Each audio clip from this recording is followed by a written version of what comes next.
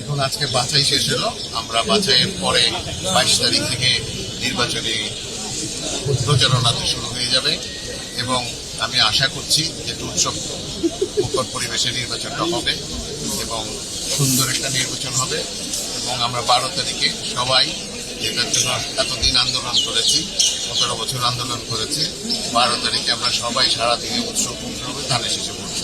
ভাই আপনার আসলে কোনো চ্যালেঞ্জ আছে? নির্বাচনী তো চ্যালেঞ্জ, নিশ্চয়ই চ্যালেঞ্জ, কাউকে ছোট করে দেখার উপায় নেই। আমরা নির্বাচনী যা প্রয়োজন সেটা করব। নির্বাচনে আমাদের কৌশল আছে, আমরা ডোর টু ডোর যাচ্ছি, ভোট যাচ্ছি। নির্বাচন ডেফিনেটলি নির্বাচন মানে একটা চ্যালেঞ্জ, তাই না? সবাই তো জিততে চাইবে। আর আমি যেটা মনে করি আমার সিটে আমরা শেষে 100% জিতে আসবো।